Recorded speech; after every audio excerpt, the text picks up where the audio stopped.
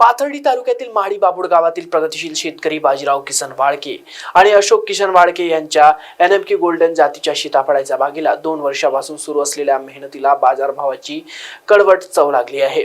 सुमारे 3 एकर क्षेत्रात तयार झालेल्या या बागेवर शेतकऱ्यांनी लाखो खर्च केला आहे, मात्र बाजारात त्यांना त्याचप्रमाणे योग्य दर मिळत नाही। त्यामुळे त्यांची चिंता आणि आर्थिक तणाव शिगेला पोहोचला आहे। गेल्या 2 वर्षांपासून बागेवर केलेल्या कष्टामुळे श्रम आणि गुंतवणुकीची उंची वाढली आहे। उत्पादनाच्या प्रमाणात भरभराटीची शक्यता असतानाही बाजारात अनिश्चिततेचे वारे वाहत आहे। बाजीराव वाळके यांचे म्हणणे आहे, आम्ही खूप मेहनत घेतली पण बाजारभाव त्याचा उलट आहे। आता कुटुंबासाठी आणि या शेतीसाठी काय करावं तेच समजत नाही। शेतकऱ्यांची परिस्थिती लक्षात घेतल्यास फळांच्या योग्य भावाचे महत्त्व अत्यंत आहे।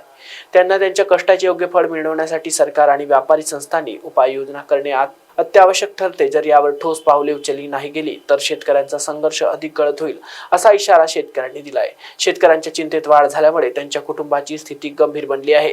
बाजारभावातील असमानता आणि अनिश्चिततेमुळे शेतकऱ्यांच्या आत्मविश्वासाला धक्का बसलाय। अशा परिस्थितीत योग्य बाजारभाव आणि समर्थनाची अभावी शेतकरी अजूनही संकटात आहे, त्यामुळे त्यांच्या भविष्यातील जोखीम वाढली आहे। महाराष्ट्र T24 साठी पाथर्डी येथून अक्षय वायकर।